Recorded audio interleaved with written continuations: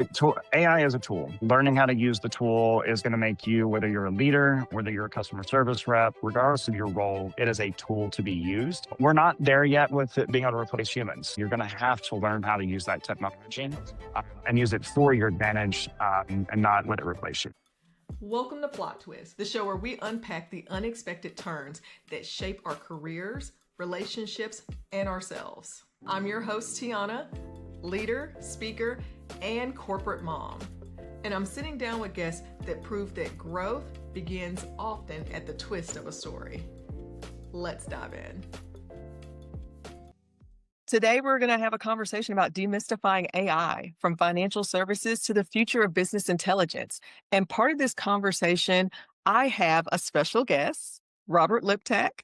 He is an AI business consultant and founder of Tedesco, where he helps small business owners cut through the hype and turn everyday challenges into practical, time-saving solutions. Thank you so much, Robert, for joining me for this conversation. Hey, thank you, Tiana. And great to be here. And full disclosure, this is my first podcast. So hopefully this goes well. Well, you know what? Full disclosure is mine too. So hopefully this goes really smoothly. So for anyone that is following myself or Robert, if you have any feedback, positive or negative, please let us know in the comments, because if you care, you'll share. You'll share that feedback. All right. I love it. I love it. Awesome. So I want to go ahead and say for the audience, you and I go way back to our days at Fidelity, working at the call center, but doing some very meaningful work, helping people with their financial journeys. So since then, tell me, what drew you towards the world of AI? Yeah, great. I mean, I'll start with what comes to mind when I say pin reset gate. If you know, you know, right? Yeah, if you know, you know. Honestly, it all really started about 2 years ago, really kind of by accident. My mom's a nurse in Little Rock, Arkansas, and she was working, 6, 7 days a week to just, make ends meet. I'm like, there's got to be something I can do to help her. And around that time, I kept hearing the headlines and seeing all of the news coming out about Chat GPT-5. Like, what is this thing? What is this new technology? And I had heard about AI. I was not completely in the dark, but wasn't really sure what GPT-3.5 really was. And talked to a friend of mine who was a little bit more techie than I was at the time. And he's like, basically, it's kind of like having a conversation with Google. Like, you ask it a question, but you have a human type conversation versus just a search. So I was like, okay, that's interesting. And I kept seeing all these YouTube videos and all these different posts about people using GPT-3.5 and just other large language models to create digital art and sell that on Etsy. My mom's always been super creative, super artsy. I was like, hey, this might be a good, simple thing. I can help her. We can do, learn a few props, create some digital art, give her something that she enjoys doing, and possibly make some side income. But as as I dug into prompting and learning how to create digital art, it kind of became a little bit overwhelming. And around the same time, I'm a member of the Dallas PMI. And then the president of the Dallas PMI had posted, like, hey, if you're a project manager and you're not using AI, you're going to be left behind. And she posted, I think it was like a list of 10 different certifications or courses that you could take to really kind of help, grow your skills, develop your skills, and stay on the cutting edge. I guess, as I say, the rest is kind of history from there. Yeah, that's amazing. And it's so great that you stayed connected to the Dallas PMI chapter, even though you're not in the Dallas-Fort Worth area any longer. And speaking about upskilling, it is something that's important, that if you don't know what are the new things that are happening in finance and tech or whatever your industry is, you will get left behind. So what are some of the skills from your financial services background that have helped you succeed in this AI journey? Definitely a lot of them. Coming from relationship management, customer service, um, working in product management, I say I've done all the managements in corporate America, essentially.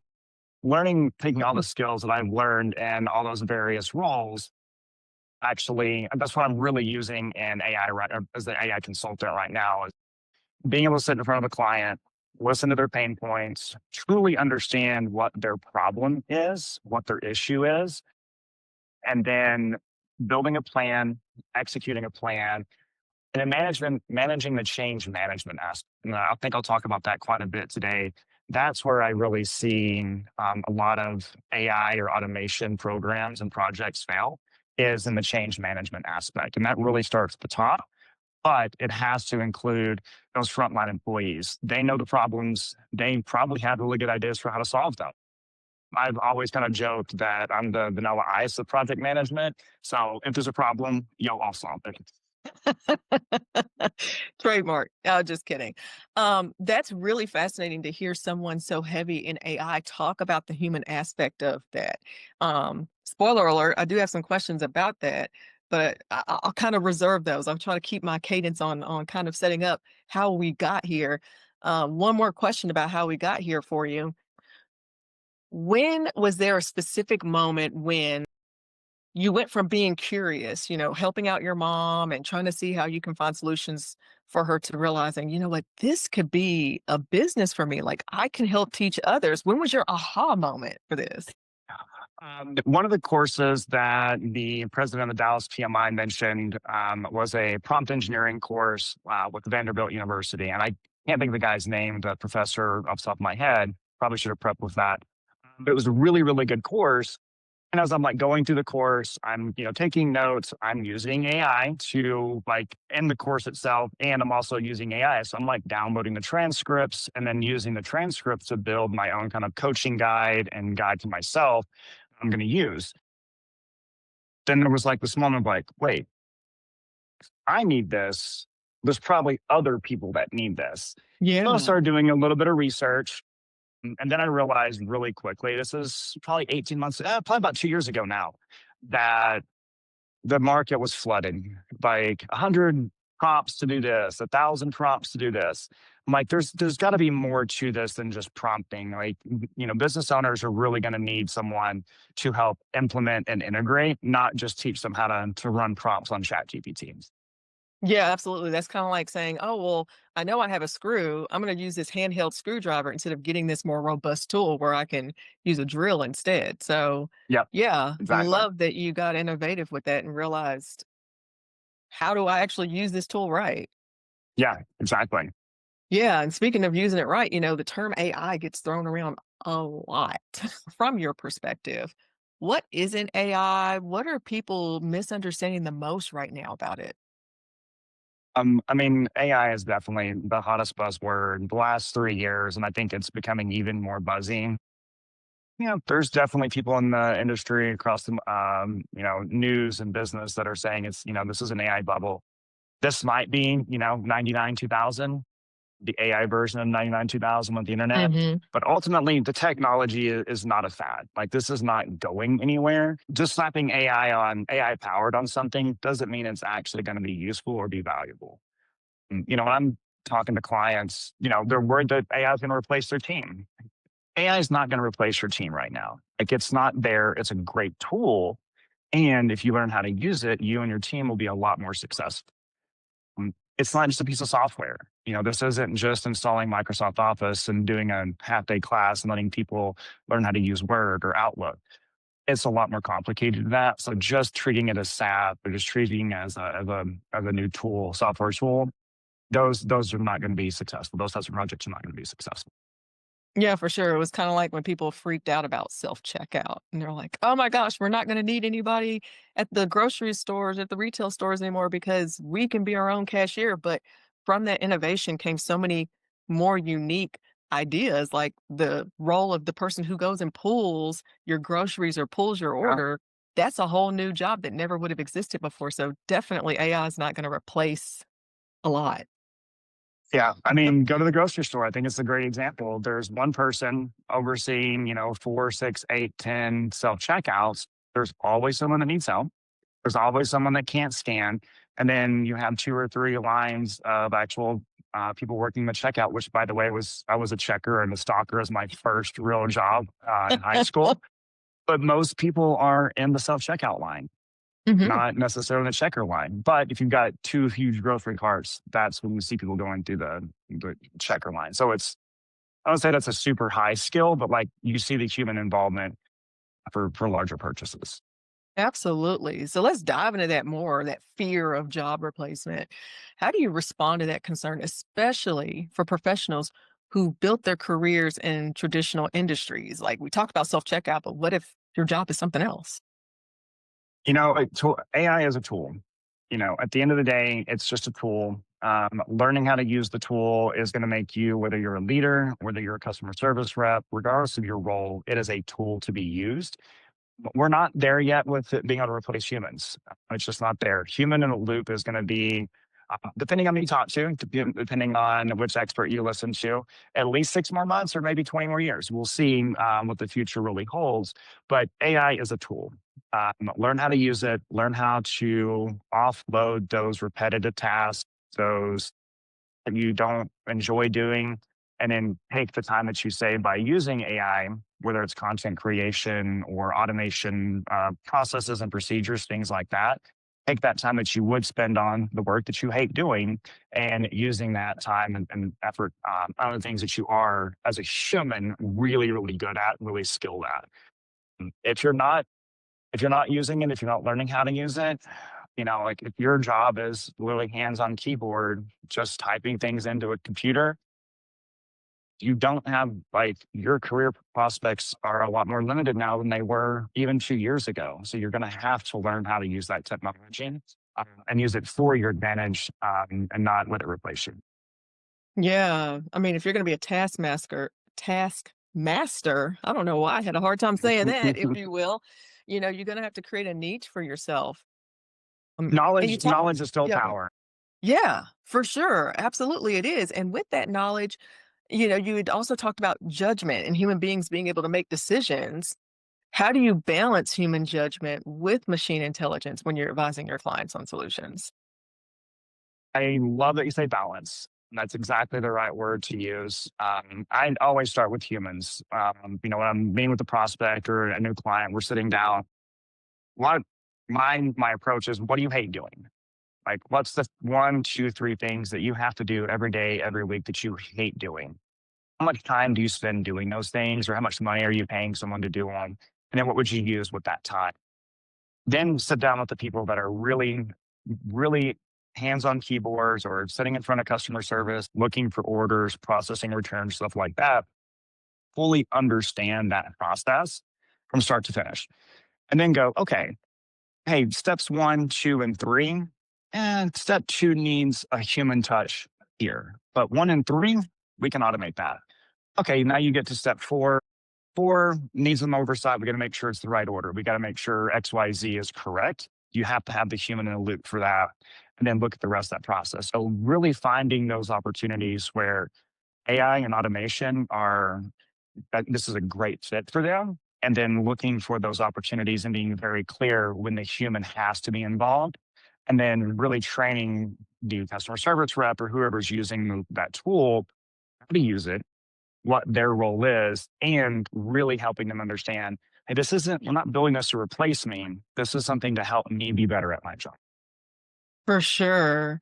And Robert, you talked about oversight, and it made me think about, Fidelity, financial services, and how there was a big focus on oversight. Are there any ethical or strategic red flags that organizations overlook when they rush into their AI adoption? I think it's some of the same things that companies overlook, whether it's AI or just other tools and processes. Right now, specifically, slapping AI powered on something, like we're seeing that everywhere. I think Oral B or one of the toothbrush manufacturers has an AI powered toothbrush. I'm brushing my teeth. I don't know that I need my toothbrush coaching me on this or Hey, you as like never know. You got to hit that 2-minute mark, right? the timer on mine. It runs for 3 minutes and shuts off. Like it's fine. I mean, we don't need to overcomplicate that. But I also think that that's part of it is like slapping AI powered on every single thing and then charging a premium for it. But Hmm.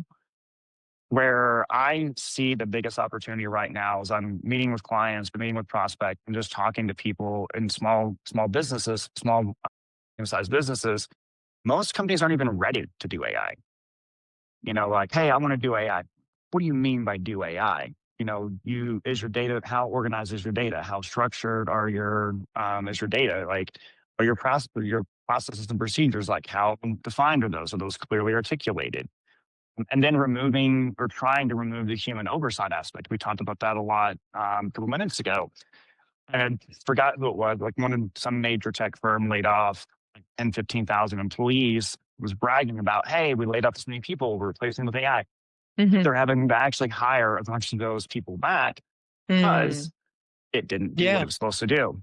This is Fortune 100 company, right? This isn't, Robert and Tiana's, event rental space. No, this is a huge company. They thought they could, replace a bunch of employees with AI, and have quickly learned that's not going to be the case right now. The human oversight is critical. Be nice to the AI, so when it does take over, it's nice to you. My important products. I mean, that's a really good call out, especially with layoffs due to AI. It really talks about or brings to the forefront leadership and the decisions that are coming from organizational leadership on how to approach and embrace that. So, my question to you, Robert, what does the next 2 or 3 years look like for leaders that do embrace AI? I would love to tell you that it's going to be sunshine and rainbows and nothing but tailwinds, but the reality is we don't know. AI, ChatGPT, and Sora, they've been downloaded and adopted faster than any technology in history. The cell phones, faster than internet, faster than any other apps. This technology is moving at a pace that we've never ever seen, and it's compounding on itself, which makes it even less likely to predict what the future holds. But I think the same good qualities of strong leaders will apply to this too. Like just being curious. Hey, go out and test tools. I remember being afraid to stand up and even play with ChatGPT. Like it's a computer. Why am I afraid if it thinks I'm stupid or I look stupid like prompting or I don't know how to do it? Like it's a tool. Hmm. It doesn't care that I'm learning. So be curious, be willing to fail.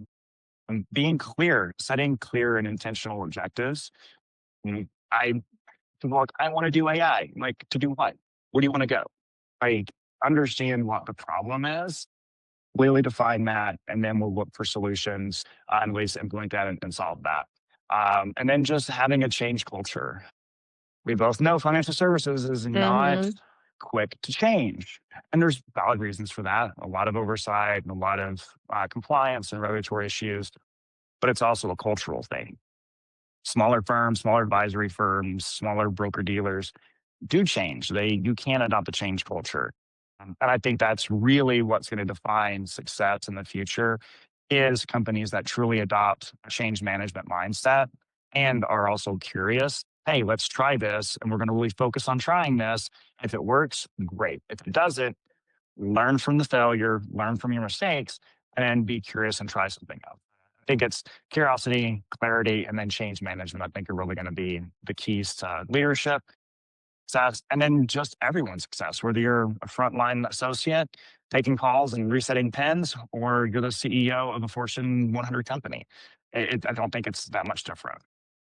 Yeah. And let's dive a little bit more on that change management aspect because people are at the center of change management. How can managers foster human skills like creativity and emotional intelligence alongside an Mhm. AI adoption? Um, I think going back to AI is still just a tool. I don't think you need to change. I don't think good leaders need to change their approach as much as they just need to implement or integrate AI tools into that approach.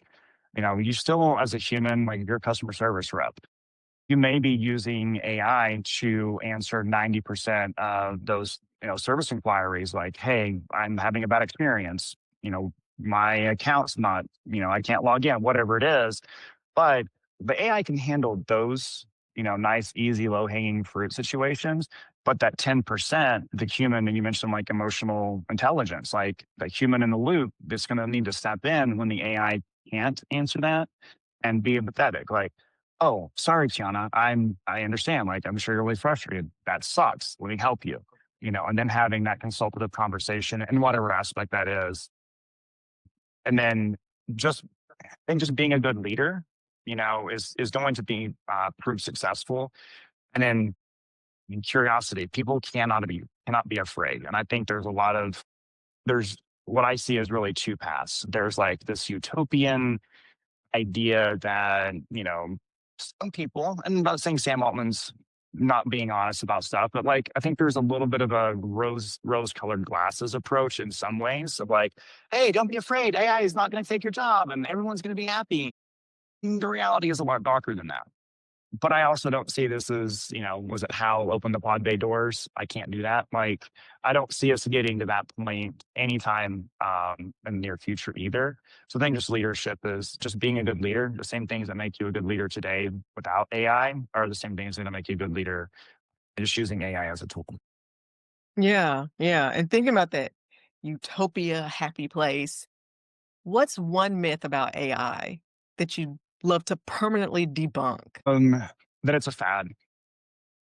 I really think that we're seeing a lot of headlines now about OpenAI bought $100 billion, or committed $100 billion to NVIDIA, and NVIDIA also committed, $100 billion to this, and this like circle investment business thing is going on. Is this a hype cycle? Yeah, there's probably some truth to this being a hype cycle, but the technology is not going away. Like AI itself, I I don't think AI is not an NFT. I never understood NFTs. Digital copy. You have the same digital copy I do, and I paid $1 million and you got it for free. And that never made Yeah, sense. that was so weird. Me But too. there were so many people that did it and made money. And They hey, did. great. It's bleeding edge technology and it's trying something. They will probably find a solution, or probably they'll probably find a problem that NFTs can solve at some point. Hopefully so. Sure. But AI is not. So if they froze AI where we're at right now and Mhm. didn't change anything, left everything exactly as it is, it would probably take 5-10 years for us to fully even integrate and understand and be able to use the AI that we have right now to its full potential. So, and it's changing hourly. It's like, look at the leaderboards, look at the performance scoring for, whether it's Google Gemini or Anthropic or OpenAI. Like the leaderboards change almost daily sometimes. Mhm. So, along those same lines, what's one thing that you wish that every business leader understood about integrating AI successfully? I really going back to the change management aspect. It starts at the top of understanding what are your key problems in your organization and your business, whether it's your business as a whole, or maybe it's a smaller a business unit or a specific role or problem inside your company.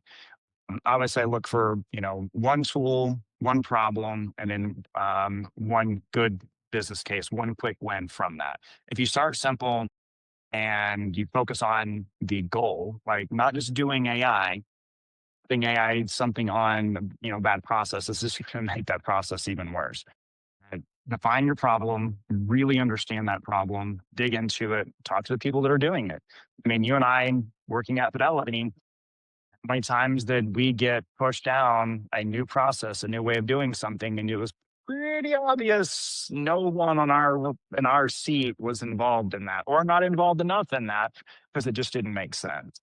So it starts at the top, but you have to bring your people along.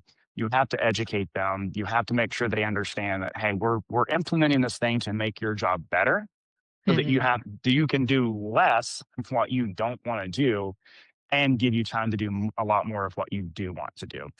So I think that's the change management and the people leadership is going to be, those are going to be the two key differences in successful leadership and successful companies going forward, in my opinion. Yeah. Well, Robert, you definitely are a thought leader in this industry. You know about all the different tools that exist out there with AI, how they can be used for or against, but also keeping in mind that there are people at the center of this. Like there's people that help to make AI possible, but also people that are going to be the benefactors of those tools. So if there's more questions or things that people want to know or pick your brain about, where can people learn more about your work or connect with you for guidance? Yeah, this is my plug opportunity. I'm on LinkedIn under Robert Liptak. Also at Tedesco AI Business Solutions LinkedIn profile. I'm getting ready to launch content. I've got a white paper that I'm finishing up. I actually currently have a roadmap for small businesses for implementing AI. Yeah, so you can find me on the socials at Robert Liptak or Tedesco and Business Solutions. Ooh, awesome. Well, thank you so much, Robert. Thank you for sharing your knowledge with me and all of us that are listening in and watching this. Anything else you want to sum up with before we close it out? I guess if there's a problem, you'll all solve it. I love that. Thanks so much, Robert. I'm a '90s kid. Like that was my introduction to hip hop and R&B was Vanilla Ice. So Yes, absolutely. Good chatting with you. good to see you, Tiana. Thank you. Thanks for tuning in to Plot Twist. If this story made you pause, reflect, or smile, please share it with someone who's in the middle of their own plot twist. You can catch more episodes on Spotify, YouTube, and connect with me on my socials. Until next time, keep writing your own story.